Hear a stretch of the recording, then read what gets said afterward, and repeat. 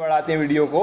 मुल्क के हर इलाके की अपनी शनाख्त होती है, इनके मसाइल तवक्कुआत भी अलग अलग होते हैं। चूँकि भारत एक वफाकी मुल्क है, इसमें सूबों की तश्कील लसानी बुनियादों पर की गई। हर सूबा और हर इलाका मुल्क से ज़्यादा खुद मुख्तारी और इख्तियारत का मुतालबा करता है। इसके अलावा ये इलाके तरक्की के शोबे में मरकज़ से ज़्यादा अदावत व आनत चाहते हैं। यही वजह है कि अक्सर मरकज़ी और सूबाई हुकूमतों में इख्तिलाफ हो जाता है। फिर है नक्सलवादी तहरीक और कम्युनिस्ट पार्टी, इनमें क्या ताल्लुक़ है, ये वाज़े करना है। जवाब है ये तहरीक माओवादी या बाएं बाजू इंतहा पसंद तहरीक भी कहलाती है। ये तहरीक 1946 से 51 के दरमियान तेलंगाना में किसानों से शुरू हुई। इस तहरीक को भारतीय कम्युनिस्ट पार्टी ने शुरू किया था, लेकिन असल में 1967 में मगरबी बंगाल के नक्सलवादी इलाके के किसानों ने वहाँ के जागीरदारों के खिलाफ बगावत कर दी, इसलिए इस तहरीक को नक्सल तहरीक का नाम दिया गया है। ये तहरीक चारू मजूमदार की तहरीरों से मुतासिर हुई है। मजूमदार की तहरीरों में कम्युनिस्ट के मार्क्सिस्ट लेनिन और माओ ज़ेतुन के नज़रियात वाज़ेह तौर पर नज़र आते हैं। 2004 में naxalite groups communist party of India का इंज़माम हो गया और ये तमाम मार्क्सिस्ट कम्युनिस्ट नज़रियात की हामिल तंजीमें हैं। हुकूमत हिंद ने गैर मुल्की सरगर्मियों के एक्ट 1967 के तहत इसको गैर कानूनी तंजीम करार दे दिया है। उसके बाद हमारे को अच्छी हुक्मरानी और अवामी शमूलियत में ताल्लुक़ बयान करना है कि जवाब लिखना है रिवायती जमहूरी निज़ाम में अवामी नुमाइंदे अक्सरियत की बुनियाद पर फैसले किया करते थे। इस तरह हुकूमत में समाज के बहुत से तबकात नुमाइंदगी से महरूम रह जाते थे या उनकी तादाद बहुत कम होती थी, इसलिए हुकूमत में उनकी बात नहीं सुनी जाती थी। अच्छी हुक्मरानी के लिए ज़रूरी है कि वो शराकती जमहूरियत हो, उसमें तमाम शहरियों को रियासत में फ़ैसले के अमल में शरीक किया जाए। इस शमूलियत की वजह से हुकूमती फ़ैसलों से समाज के तमाम अफराद खुश होंगे, हर किसी को मसावियाना और मुनसिफाना मकाम मिलेगा। चौथा है हमारा हुकूमत और कौम की तामीर, इसमें हमारे को ताल्लुक़ बयान करना है। तो उसका जवाब ऐसे लिखेंगे हम, हुकूमत रियासत में अमन व अमान की क़याम, रियासती इस्तिक़ाम और कानून पर अमल दरामद जैसे अहम काम अंजाम देती है। हुकूमत शहरियों की फ़लाह व बहबूद के लिए काम करती है। चूँकि हर रियासत हर मुल्क तक़सीरी वजूद रखता है और हर जगह नस्ल, रंग, ज़ात, मज़हब, ज़बान और कल्चर का अख्तिलाफ पाया जाता है। हुकूमत कौमी यकजहती के उसूलों पर कारबंद होती है। मुल्क को टूट फूट और इंतशार का शिकार ना हो और पूरा मुल्क यकजान होकर खड़ा रहे, इसे ही कौम की तामीर कहा जाता है। मुल्क कौम का हर फर्द इसके लिए जान कुर्बान करने के तैयार रहे, यही इसका असल मकसद होता है। उसके बाद में हमारे को ज़बान और तहजीबी शनाख्त में ताल्लुक़ ज़ाहिर करना है। जवाब लिखें, भारत एक कसीर लिसानी मुल्क है, यहाँ बहुत ज़बानें बोली जाती हैं। हैरत अंगेज़ बात यह है कि भारत के शुमाल मशरक़ी इलाके की 8 रियासतों में तकरीबन 200 नस्ली ग्रोह आबाद है और यहाँ तकरीबन हर ग्रोह की ज़बान, बोलियाँ और समाजी व तहजीबी शनाख्त अलग अलग हैं। ऐसी सूरत में कौमी यकजहती और कौमी कल्चर को परवान चढ़ाना काफ़ी दुश्वार मालूम होता है। इसीलिए भारत में सूबों की तकसीम लिसानी बुनियाद पर की गई है और तमाम मकामी ज़बानों को सरकारी ज़बान का दर्जा भी दिया गया है। हुकूमत की कोशिश की किसी इलाके ख़त्ते की ज़बान को ख़त्म न किया जाए और ना ही उनकी तहजीबी शनाख्त को नुकसान पहुँचाया जाए। उसके बाद छठा है हमारा कौमी यकजहती और उसकी बुनियाद पर ताल्लुक़ बताना है। भारत जैसे कसरत में वहदत वाले मुल्क में कौमी यकजहती बहुत ज़रूरी व अहम है। आज़ादी के बाद से ही हुकूमत कौमी यकजहती के लिए कोशां हैं। इसे 1962 में कौमी यकजहती कौंसिल NIC का क़याम अमल में आया है। कौमी यकजहती हमारी कौमी ज़िंदगी के लिए ज़रूरी, हमारी कौमी ज़िंदगी बुनियाद पर है। नंबर 1 है मुश्तरका शहरियत, नंबर 2 है कसरत में वहदत, नंबर 3 है मजहबी आज़ादी, नंबर 4 सेकुलरिज़म, नंबर 5 है मुसावत और नंबर 6 समाजी माशी और सियासी इंसाफ। सातवां हमारे को भारत और इख्तिलाफ़ात, इसमें हमारे को ताल्लुक़ बयान करना है। जैसे जवाब लिखेंगे हम, भारत एक आज़ाद, वसी और गुंजान आबाद मुल्क है। इसमें बहुत ज़्यादा इख्तिलाफ़ात पाए जाते हैं। नंबर 1 है यहाँ कई मज़हब के मानने वाले लोग आबाद हैं। नंबर 2 है यहाँ एक मज़हब में बहुत ज़्यादा ज़ात पात का भेदभाव भी पाया जाता है। नंबर 3 यहाँ कई नस्लों के लोग आबाद हैं। नंबर 4 यहाँ बेशुमार ज़बानें और बोलियाँ बोली जाती है। नंबर 5 हर इलाके के रस्म रिवाज और रिवायत में काफ़ी फ़र्क पाया जाता है। नंबर 6 यहाँ लोगों में माशियत मसावत बहुत ज़्यादा है, लेकिन इन खिलाफत के बावजूद बिल्कुल कौमी लिहाज से पुरअमन मुस्तहकम कौमी यकजहती का मज़हर है। यहाँ की मुस्तहकम हुकूमत इन इख्तिलाफत को भारतीय दस्तूर से कबूल करते हुए उनको सारी मराहत और सहूलियत देने की पाबंद है। उसके बाद 8वां हमारा अपनी शनाख्त, आप अपनी कौमी शनाख्त और मातहत शनाख्त वाज़े कीजिए। इसके बारे में हमको लिखना है क्या ताल्लुक़ है इसमें। जवाब लिखना है, मातहत शनाख्त में मजहबी शनाख्त इस्लाम, इलाकाई शनाख्त महाराष्ट्रियन और लिसानी शनाख्त उर्दू।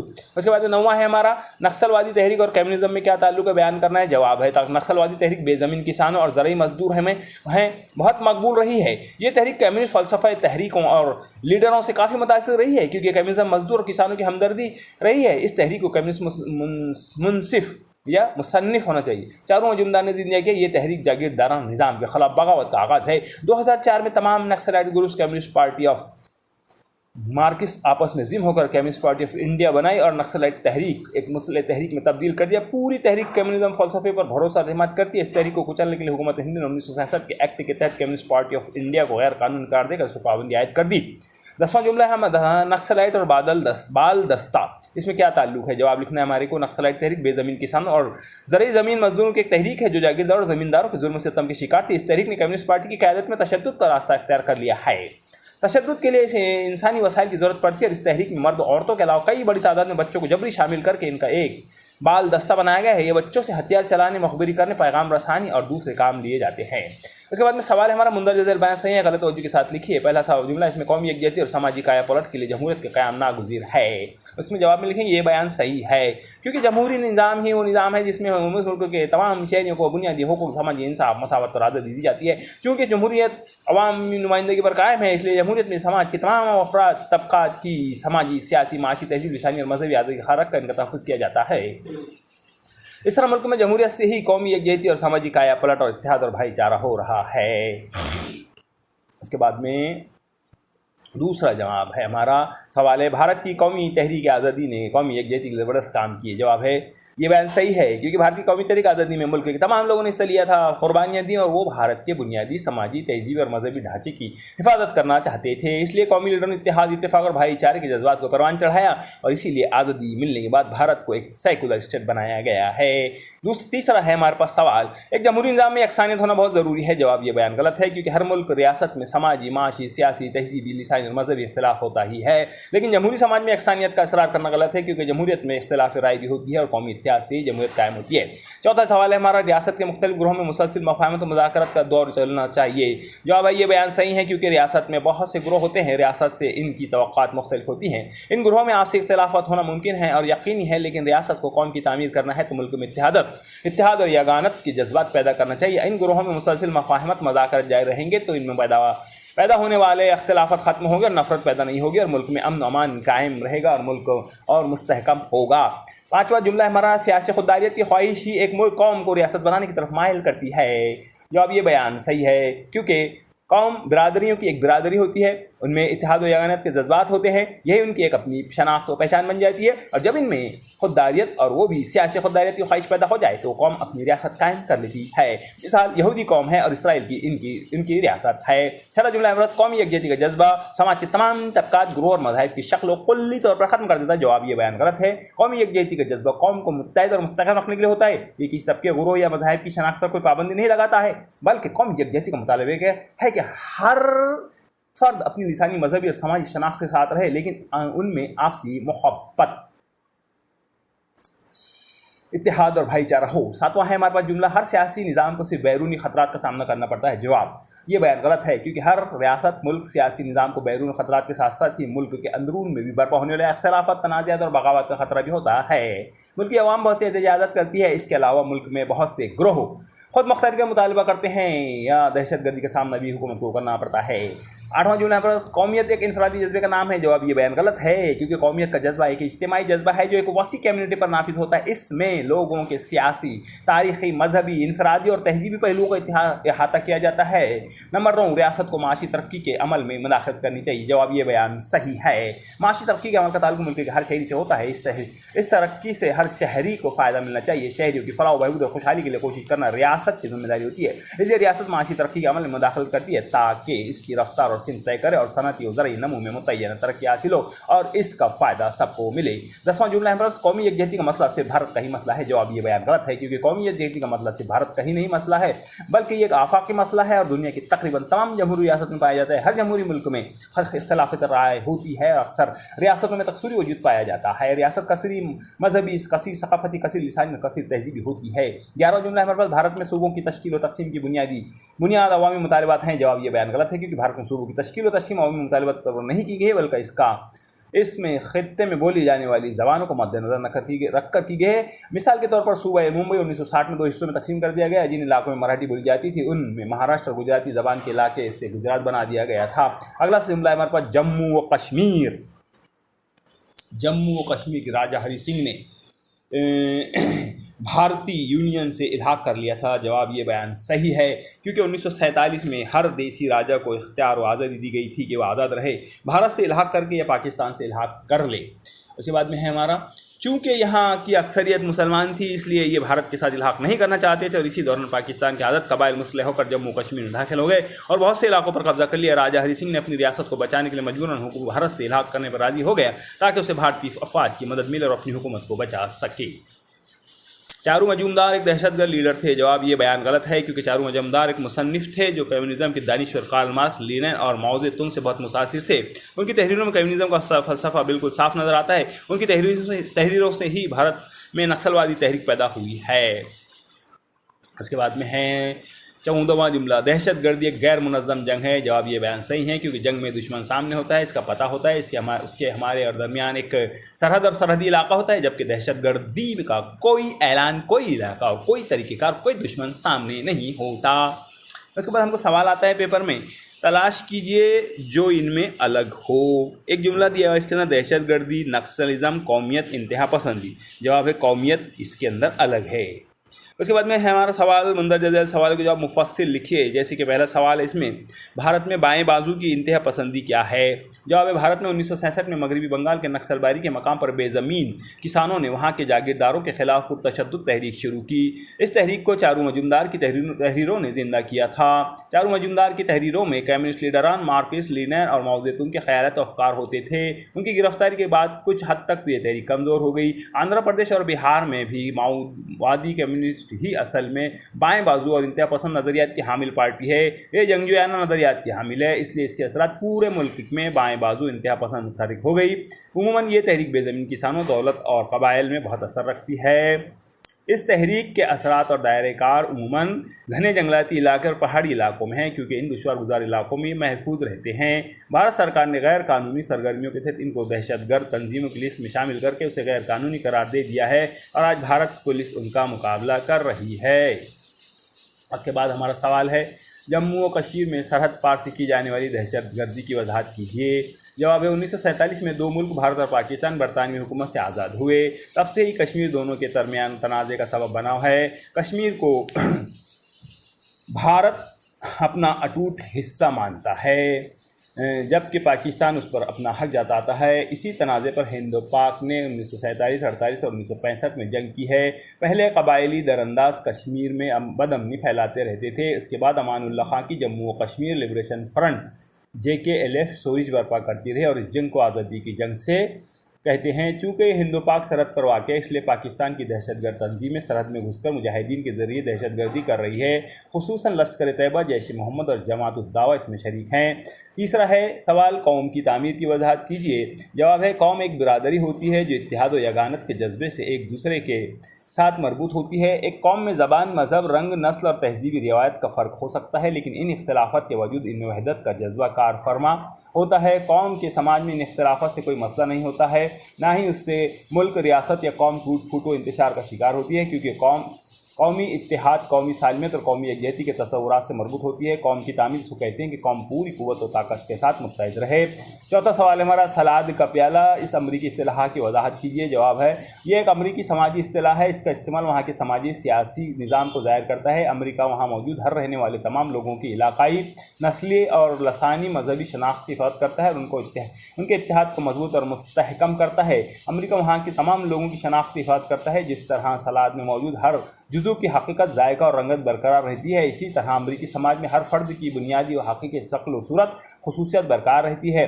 پانچواں سوال ہمارا، بھارت میں بھارتی قوم کا تصور کب وجود میں آیا؟ جواب ہے بھارت آزادی سے پہلے انگریزوں کا غلام تھا۔ اس کے علاوہ بھارت میں 600 سے زیادہ دیسی حکومتیں بھی تھیں، گویا بھارت ایک مکمل اکائی کی صوبہ نہیں تھا، اور نہ ہی بھارتی قوم کا کوئی تصور پایا جاتا تھا۔ 19ویں صدی سے ہی دنیا میں قومیت کا جذبہ پروان چڑھنے لگا تھا۔ اسی دوران بھارت انگریزوں کی غلامی سے آزاد ہونے کے لیے قومی تحریک آزادی میں شروع ہوئی ہی سے پورا ملک اور اس کے باشندے خود کو بھارتی، ہندوستانی، انڈین کہلاتے، اور بھارتی ہونے کا تہذیبی وجود خود بخود ان کا سیاسی وجود بن گیا۔ اس کے بعد ہمارا سوال ہے، اسی طرح قومی جنگ آزادی کے دوران ہی بھارت میں بھارتی قوم کا تصور وجود میں آ گیا تھا۔ اس کا اگلا سوال چھٹا، آسام آئل بلاکیڈ مسئلے پر روشنی ڈالیے۔ جواب ہے آسام بھارت کی ریاست ہے جہاں قدرتی ذخائر بہت ہیں، بھرپور معدنیات، اس کے علاوہ آئل کی پیداوار بھی ہوتی ہے۔ آسام کی معدنیاتی دولت اور قدرتی وسائل، کروڈ آئل کا بھرپور استعمال بھارت کر رہا تھا، لیکن مسئلہ اس وقت پیدا ہوا جب آسام کی قدرتی دولت آئل کو دوسرے علاقوں میں لے جانا شروع کیا گیا اور آسام کی ترقی کو نظر انداز کیا جانے لگا۔ گویا آسام کو اس کی اپنی قدرتی دولت میں کوئی حصہ نہیں مل رہا تھا، اس لیے انہی لوگوں نے یہ مسئلہ پیدا کیا۔ اگلا 7واں سوال ہمارا LTTE کی مختصر معلومات لکھیے. جواب ہے سری لنکا بھارت کا ایک پڑوسی ملک ہے. اس میں ایک کثیر تعداد بھارتی تامل باشندوں کی آباد ہے. یہ تامل سری لنکا کے شہری ہیں، لیکن سری لنکا پر سنہا کی نسل کے لوگوں کا اقتدار قبضہ ہے. تامل نسل کے لوگ ان سے مزید آزادی اور اختیارات کا مطالبہ کرتے رہے ہیں. مطالبات قبول نہ ہونے کی صورت میں تامل باشندوں نے LTTE نے جنگجو فوج بنا کر سوئچ برپا کر دی. سری لنکا کے جے وردھن نے بھارت سے فوجی امداد مانگی، تب بھارت نے وہاں اپنی فوج بھیجی. اس کے باوجود سنہالی باشندوں کا ماننا تھا کہ بھارت در پردہ LTTE کی مدد کرتا ہے، جبکہ LTTE بھارتی فوجیوں کی آمد سے ناراض تھے. اسی دوران LTTE کے لوگوں نے راجیو گاندھی کا قتل کر دیا. 8واں سوال ہے ماؤوادی یعنی نکسلائٹ عموماً کن علاقوں میں سرگرم ہے اور کیوں؟ جواب ہے نکسلائٹ عموماً دور دراز کے جنگلاتی، پہاڑی اور دشوار گزار علاقوں میں سرگرم عمل ہے، کیونکہ ان علاقوں میں بھارتی پولیس اور فوجیوں کی گرفت سے محفوظ رہتے ہیں. اگلا سوال ہے ایک ریاست کا رول یا کردار کس سے طے ہوتا ہے؟ جواب ہے ایک ریاست کا بہت کام اور امور انجام ایک ریاست کو بہت کام اور امور انجام دینے پڑتے ہیں. اس میں امن و امان، قانون کی پاسداری، قومی استحکام اور قومی سالمیت بہت ہی اہم ذمہ داریاں ہیں. لیکن ریاست کیا کرے، کیا کام کرے، اس کام اور ذمہ داری کو کس طرح انجام دے، اس کا تعین ان پر منحصر ہوتا ہے کہ نمبر 1 ریاست کے قومی اقدار کیا ہے، نمبر 2 ریاست کے قومی مقاصد کیا ہے، نمبر 3 کیا حکومت کسی مخصوص مذہب کی پیروکار ہے یا سیکولر اسٹیٹ ہے، نمبر 4 اس کے معاشی مقاصد کے حصول کا طریقہ کار کیا ہے، نمبر 5 اس کی سماجی شناخت کیا ہے، اس کی سماجی تبدیلی کے بارے میں کیا نظریات ہیں. ان تمام باتوں کو مد نظر رکھ کر ہی ریاست اپنے رول کا تعین کرتی ہیں. اگلا سوال ہے ہمارا قیام امن اور قانون کی حکمرانی ریاست کی سب سے اہم ذمہ داری کیوں مانی جاتی ہے؟ جواب ہے ریاست میں بہت سے مذاہب، نسل، رنگ، مزاوا اور سماج کے لوگ آباد ہوتے ہیں. جمہوری نظام میں اختلاف رائے ہوتا ہی ہے، لیکن اس اختلاف و نفرت اور غصے میں تبدیل نہیں ہونا چاہیے. جب نفرت انگیز خیالات عملی صورت اختیار کر لیتے ہیں تو ریاست کا امن و سکون ختم ہو جاتا ہے. ایسی صورت میں حکومتوں کو سخت عملی اقدام اٹھانے پڑتے ہیں. امن کے غارت ہونے کی وجوہات یہ ہیں: نمبر 1 ریاست بہت بڑی ہو، نمبر 2 اس میں بہت سے لوگ رہتے ہیں، ان کے مذاہب، عقائد، زبان، رسوم و روایت الگ الگ ہوں، نمبر 3 ہر سماج میں غیر سماجی سوچ پسند افراد ہوتے ہیں، نمبر 4 بھارت بہت سے خود غرض مطلب پرست نفرت پھیلاتے ہیں، نمبر 5 فرقہ وارانہ نفرت پھیلانے اپنا کام کرتے رہتے ہیں، نمبر 4 معاشی دھوکہ دہی، چوری چکاری اور لوٹ مار کے واقعات ہوتے ہیں، نمبر 7 بعض دفعہ حکومت کی پالیسی بھی عوام مخالف ہوتی ہے. ان کے علاوہ بھی بہت سی وجوہات ہیں جن سے ریاست کا امن و چین ختم ہو سکتا ہے. اس وقت حکومت کو قانون کی پاسداری کرتے ہوئے قیام امن و امان کی کوششیں کرنا پڑتا ہے. 11واں سوال ہمارا قومی یکجہتی کے عمل میں ریاست کے رول میں کیا باتیں ہونی چاہیے؟ جواب ہے ریاست میں قومی یکجہتی کے عمل ان 3 باتوں پر خصوصی توجہ دینا چاہیے. نمبر 1 اس کی سرحد کے اندر کے علاقے میں آباد تمام سماجی اور تہذیبی خصوصیات کے حامل مختلف گروہوں میں اتحاد و اتفاق کے جذبات کو فروغ دینا چاہیے. نمبر 2 ریاست میں کئی ماتحت سیاسی و علاقائی اکائیوں پر منتخبہ حکومت قائم کرنا چاہیے. اس حکومت میں اس علاقے کی واضح اکثریت کے حامل تہذیب و سماجی گروہ کا غلبہ ہونا چاہیے. نمبر 3 حکومت کے عہدیداروں اور عوام میں ہمیشہ مذاکرات اور رابطہ پروگرام ہونا چاہیے تاکہ حکومت کو عوامی تقاضوں، ضرورتوں، امیدوں، توقعات اور خواہشات کے بارے میں معلومات ملتی رہے. اگلا ہمارا سوال ہے قوم کی تعمیر کے لیے قومی تحریک آزادی نے کیا کیا کام کیے تھے؟ جواب ہے قومی تحریک آزادی نے برطانوی سامراجیہ سے آزادی کے لیے شروع کی گئی تھی اور اس کوشش سے بھارت انگریزوں کے غلامی سے آزاد ہو گیا تھا. اس کے بعد میں ہیں قومی تحریک آزادی میں ہی قوم کی تعمیر کا منصوبہ بنا لیا گیا تھا، اسی لیے آزادی ملنے کے بعد اس پر عمل کیا گیا تاکہ قوم کی تعمیر ہو. اس میں یہ کام کیے گئے تھے: نمبر 1 بھارت نے جمہوری نظام حکومت کو اپنایا، نمبر 2 اس نے دستور بنا کر قانون کی حکومت قائم کی، نمبر 3 اس بھارت نے قومیت، سیکولرزم اور جمہوری اقدار کو اپنایا، نمبر 4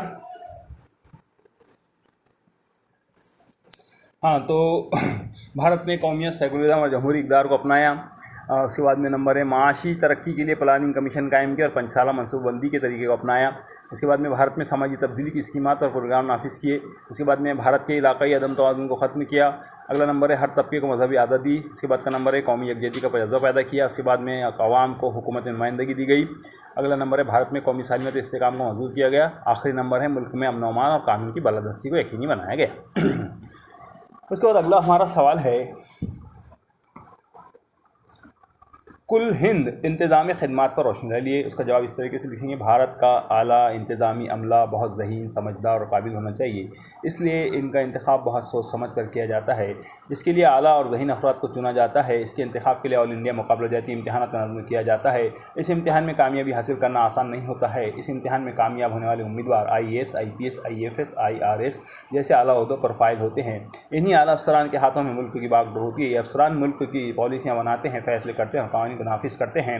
اگلا سوال ہمارا نکسلائٹ تحریک کی تاریخ بیان کیجیے۔ اس کا جواب آزادی ملنے کے بعد بھارت نے جمہوری نظام حکومت کو اپنایا، لیکن اس کے باوجود بھارت میں قدیم اور روایتی جاگیردارانہ زمیندارانہ نظام جاری تھا۔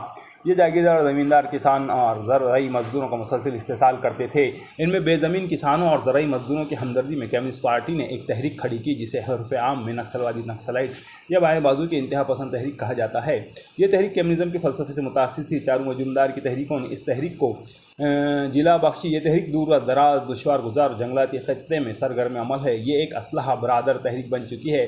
اس تحریک سے امن و امان اور استحکام کا مسئلہ پیدا ہو گیا ہے۔ اس تحریک کے کچلنے اور ختم کرنے کے لیے حکومت ہند نے زبردست فوجی اقدام بھی کیے، لیکن آج بھی یہ تحریک کسی نہ کسی درجے میں زندہ اور متحرک ہے۔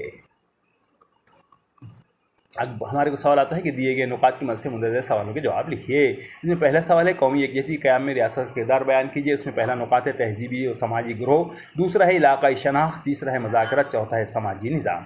جواب اس طریقے سے لکھیں گے ہم کہ بھئی جمہوری نظام میں زبان، رنگ، نسل، مذہب اور تہذیبوں کا اختلاف ہوتا ہے، لیکن جمہوریت میں سماج کے تمام لوگوں کو مساوی مقام و مرتبہ دیا جاتا ہے تاکہ ملک کا اتحاد، سالمیت اور امن و امان قائم رہے۔ اس کے لیے حکومتیں بہت سے اقدامات کرتی ہے۔ اس میں ہم پہلا پوائنٹ ڈالیں گے تہذیبی و سماجی گروہ۔ ملک کے حدود کے اندر بہت سے سماجی، سیاسی اور تہذیبی اقدار و روایات پائے ہوتی ہیں۔ اس کی وجہ سے بہت سے اختلافات کا پایا جانا ممکن ہے، لیکن حکومت ان اختلافات کو خوش اسلوبی سے ختم کر کے ملک میں امن و امان بنائے رکھتی ہے اور تمام لوگوں کی قدر و منزلت کو برقرار رکھتے ہوئے انہیں قومیت کے جذبے میں ڈھال لیتی ہے۔ دوسرا پوائنٹ ہم ڈالیں گے، پھر لکھیں گے بھارت ایک بہت ہی وسیع اور عریض ملک ہے، یہاں وفاقی طرز حکومت ہے۔ صوبوں کی تشکیل زبان کی بنیاد پر کی گئی۔ حکومت تمام علاقائی اختلاف کو دور کرتی ہے، ہر علاقے کی متوازن ترقی کی کوشش کرتی ہے، ہر علاقے کی ضرورت کو محسوس کر کے اس کے مطابق اقدامات کرتی ہے۔ تیسرا پوائنٹ لکھ کر ہم لکھیں گے مذاکرات سے مفاہمت کا راستہ نکلتا ہے، اس لیے ملک کے مختلف علاقوں میں مختلف وجوہات کی بنا پر اختلافات کا پیدا ہونا ممکن ہوتا ہے۔ اس لیے حکومت مسلسل مختلف گروہوں، طبقات اور لوگوں سے رابطہ بنائے رکھتی ہے اور ان میں پیدا ہونے والے نظریاتی اختلافات کو ختم کرنے کے لیے باہمی صلاح و مشورہ اور راستہ نکالنے کے لیے ان طبقات کے لوگوں کے درمیان گفت و شنید کے لیے مذاکرات کراتی رہتی ہے۔ چوتھا پوائنٹ ڈالیں گے، لکھیں گے حکومت ملک کے سماجی نظام میں دخل اندازی نہیں کرتی ہے۔ ہر سماج کے سامنے رسم و رواج اور طور طریقے ہوتے ہیں، حکومت ان کو اپنے سماجی نظام کے دائرے میں رہ کر تمام آزادیاں دیتی ہے۔ دوسرا سوال ہے آزادی کے وقت بھارت کا سب سے بڑا مسئلہ دیسی ریاستیں تھی، اس کی وضاحت کیجیے۔ جواب ہے 1947 میں برطانیہ سے آزادی حاصل کی، لیکن اس آزادی کے ساتھ ہی ملک کا بٹوارا ہو گیا اور بھارت اور پاکستان وجود میں آ گئے۔ اس وقت بھارت میں کم و بیش 600 دیسی ریاستیں تھیں، عموماً یہ ریاست بہت چھوٹی چھوٹی تھی۔ آزادی کے پروانوں میں ان دیسی ریاضوں اور مہاراجاؤں کو اختیار دیا گیا تھا کہ وہ بھارت میں یا پاکستان میں شامل ہوئے یا پھر آزاد رہیں۔ یہ دیسی ریاستیں پورے ملک میں پھیلی ہوئی تھی، ان کا الگ الگ رہنا، خود مختار رہنا یا پاکستان میں شامل ہو جانا ملک کی سالمیت کے لیے ایک بڑا خطرہ تھا۔ اس لیے حکومت ہند نے ان ریاستوں کے راجاؤں کو سمجھا کر ان کی ریاستوں کو بھارت میں ضم کر لیا، لیکن جموں و کشمیر، حیدرآباد اور جوناگڑھ بھارت میں شامل نہیں ہونا چاہتے تھے۔ چونکہ جموں و کشمیر کا راجا ہندو تھا، اس پر پاکستان کے قبائل نے حملہ کر دیا، مجبوراً جموں و کشمیر کے راجا ہری سنگھ نے بھارت سے الحاق کر لیا۔ اس طرح بھارت پاکستان کی پہلی جنگ مسئلہ کشمیر پر 1947 سے 48 میں ہوئی۔ اس کے بعد 1965 کی جنگ کے نتیجے میں کشمیر کے دو حصے ہو گئے، آدھا پاکستان میں اور آدھا بھارت میں آ گیا۔ حیدرآباد الیکشن 1948 میں کر کے حیدرآباد کو فوجی اقدامات سے بھارت میں شامل کر لیا، اس طرح جوناگڑھ کو بھارت میں شامل کر لیا گیا۔ بھارت کی آزادی کے بعد بھی بھارت کے کچھ علاقوں پر پرتگالی اور فرانسیسی نوآبادیت قائم تھی، جو عوامی تحریک اور حکومتی جدوجہد سے بھارت میں شامل کر لی گئی تھی۔ اس کے بعد میں اگلا سوال ہے مسئلہ کشمیر پر روشنی ڈالیے۔ اس کا جواب ہے 1947 میں بھارت کی آزادی کے بعد جب جموں و کشمیر کے راجا نے اس کا الحاق بھارت میں کر لیا۔ کشمیر کی کثیر آبادی مسلمان ہیں، یہ پاکستان میں جانا چاہتے تھے یا آزاد رہنا چاہتے تھے۔ اس مسئلے پر ہند و پاک کی 2 جنگیں ہوئیں، پاکستان اس پر حق جتاتا ہے، پاکستان یہاں کے مجاہدین کے اوپر حمایت و مدد کرتا ہے۔ کشمیر میں دہشت گردی مسلسل جاری ہے، مسئلہ کشمیر کی وجہ سے بھارت پاکستان تعلقات کبھی خوشگوار نہیں ہوتے۔ دستور ہند کے آرٹیکل 370 سے کشمیر کو خصوصی درجہ مقام حاصل تھا، جو 2019 میں یہ خصوصی درجہ ختم کر دیا گیا، اور دہشت گردی کے ذمہ دار پاکستان کی بہت سی تنظیمیں ہیں۔ کشمیر میں مسلسل بھارتی افواج تعینات رہتی ہے۔ اگلا سوال ہمارا قومی یکجہتی کی قدر مشترکہ پر روشنی ڈالیے۔ جواب ہے قومی اتحاد سے قومی یکجہتی پیدا ہوتی ہے۔ قومی یکجہتی کے یہ قدر مشترکہ طور پر تمام لوگوں میں ہونا ضروری شرط ہے۔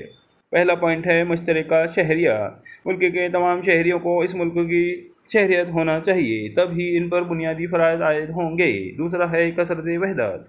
ریاست میں الگ الگ مذہب، زبان، نسل کے لوگ ہوں گے تبھی ان میں اتحاد کی ضرورت ہوگی، اور جب یہ اختلافات کو وسیع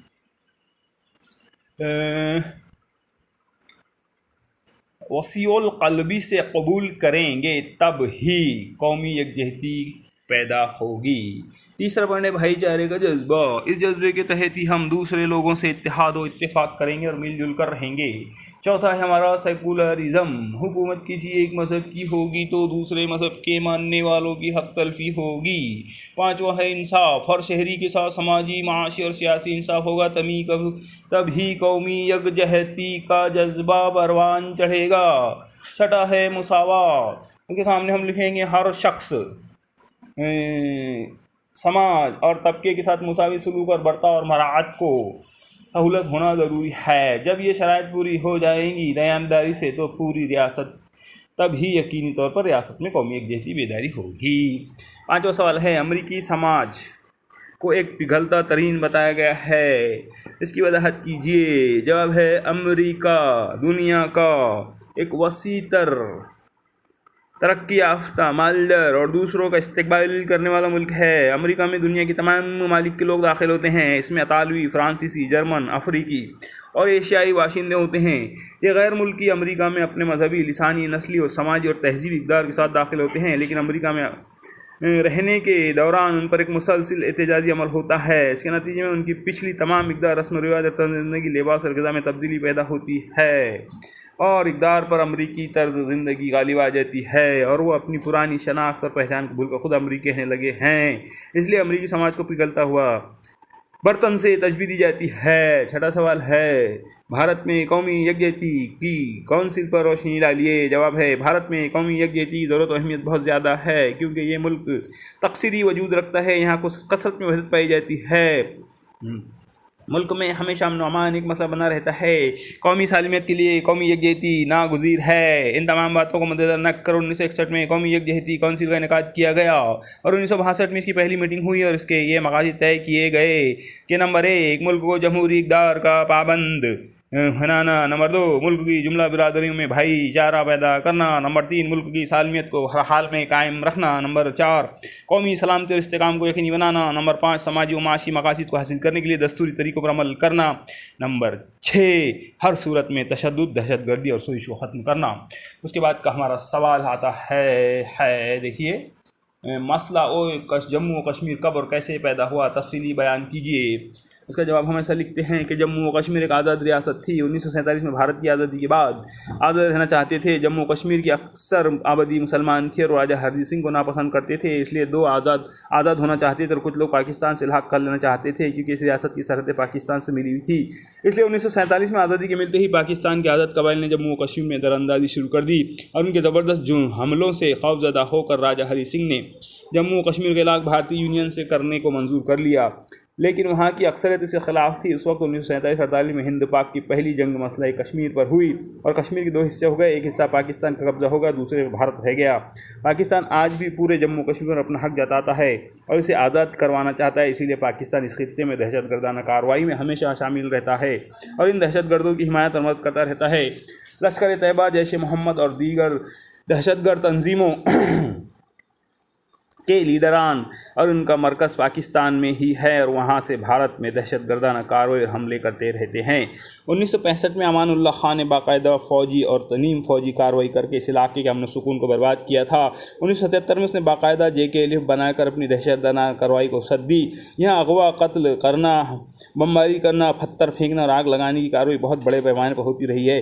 آج بھی اس علاقے میں دہشت گردی جاری ہے، اس لیے حکومت نے اس خطے میں زبردست فوج کو تعینات کیا ہے جو بے دردی سے ان کا کارروائیوں کو ختم کر رہے ہیں. اس نے دستور کی دفعہ 370 کو حکومت وقت کالعدم قرار دے کر اس خطے کے خصوصی مقام کو برقرار کر دیا اور ختم کر دیا اور اس خطے کو 2 حصوں میں بھی تقسیم کر دیا.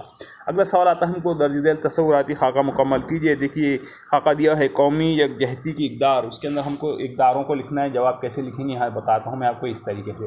قومی یکجہتی اقدار میں ہے مشترکہ شہریت، مساوات، انصاف، کثرت میں وحدت، قوم سے وفاداری، بھائی چارہ اور سیکولرزم، اس طرح کے یہ 7 پوائنٹ ہم اس میں ڈالیں گے۔ اس کے بعد دوسرا خاکہ ہے دنیا کے چند بڑے علیحدگی پسند گروپ کون سے ہیں۔ اس کے اندر یہاں پہ بہت سارے گروپ لگائے گئے ہیں، جیسے Jamaat ud Dawa, Taliban, Boko Haram, JK Khalistan, Jaish Muhammad, ETA، Lashkar طیبہ، IRA اور LTTE۔ اس کے بعد ہمارے کو سوال آتا ہے کہ آزاد بھارت کے سامنے درپیش مسائل کیا تھے؟ جواب ہے آزادی ملنے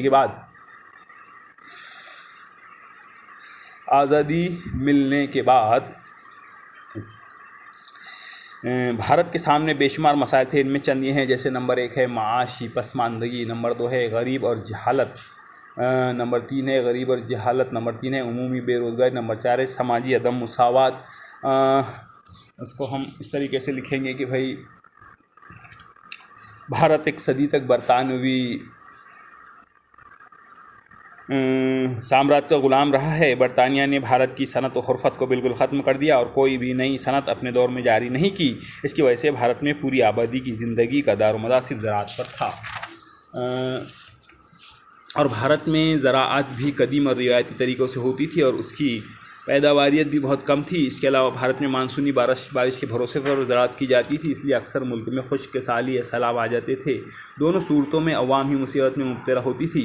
بھارت میں اس وجہ سے غربت اور بھوک مری ہوتی تھی، لوگوں میں علم اور ہنر دونوں کا فقدان تھا، تعلیم کا مناسب بندوبست نہ ہونے کی وجہ سے جہالت عام تھی، خصوصاً سماج کے پسماندہ طبقات اور دیہی علاقوں میں تعلیم کا کوئی انتظام نہیں تھا۔ پورا بھارتی سماج ذات پات اور اونچ نیچ اور طبقات میں بٹا ہوا تھا۔ اعلیٰ ذات کے لوگ غربت، پسماندہ اور نچلے طبقے پر ظلم کیا کرتے تھے، ان کا معاشی استحصال بالکل عام تھا، اس طبقے کو کسی قسم کی سہولت نہیں دی جاتی تھی۔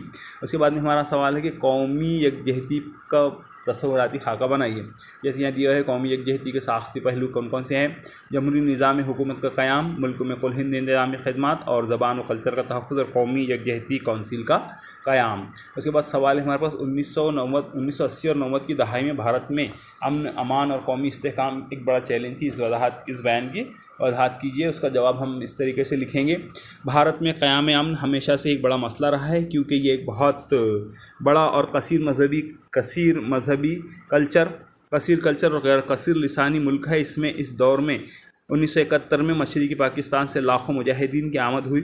مشرقی پاکستان کے مسئلے پر ہندوستان پاکستان سے جنگ ہوئی۔ مشرقی پاکستان کا عادت ہو کر بنگلہ دیش کا وجود عمل میں آ گیا، اور 1980 سے پنجاب میں سکھوں کا علیحدہ خالصتان کا مطالبہ کرنا شروع ہوا۔ جواب میں حکومت ہند کا آپریشن بلیو اسٹار کرنا پڑا، اور 1984 میں اندرا گاندھی کا قتل اس کے سکھ باڈی گارڈوں کے ہاتھوں کیا گیا۔ ملکوں میں سکھوں کے خلاف فساد کا دور شروع ہو گیا، اور 1990 سے بابری مسجد کے تنازع کا نیا رخ شروع ہوا، اور BJP نے رتھ یاترا نکالی، اور 1992 میں بابری مسجد شہید کر دی گئی۔ اس کے بعد پورے ملک میں فسادات کا سلسلہ شروع ہو گیا۔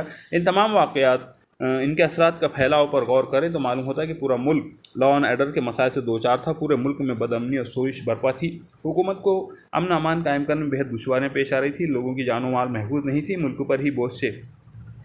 پر ہی بوجھ بے حد بڑھ چکا تھا، حکومت کی تمام معاشی اور ترقیاتی اسکیمات اور پروگرام ٹھپ پڑ گئے تھے، ملک اسی دوران مالی بحران کا شکار ہو گیا تھا، مجبوراً حکومت کو IMF سے قرض لینا پڑا تھا۔ یہ 2 دہائی بھارت کے لیے سیاسی، معاشی اور سماجی لحاظ سے بہت ہی نازک تھی، بھارت کو ان حالات میں سے نکلنے کے لیے بہت ہی دشواریوں کا سامنا کرنا پڑا تھا۔ یہاں پہ ہمارا پولیٹیکل سائنس کے چوتھے یونٹ کا دوسرا پارٹ ختم ہوا ہے۔ ہم نے چوتھے یونٹ کو 2 پارٹوں میں تقسیم کر دیا ہے۔ پہلا پارٹ ہمارا خالی جگہ سے لے کر غلط اور صحیح تک ہے، اور دوسرا پارٹ اس کے بعد کے سوالات سے میسر ہے۔ اگلا 5واں یونٹ انشاءاللہ اگلے ویڈیو میں پیش کریں گے، تب تک کے لیے اللہ حافظ۔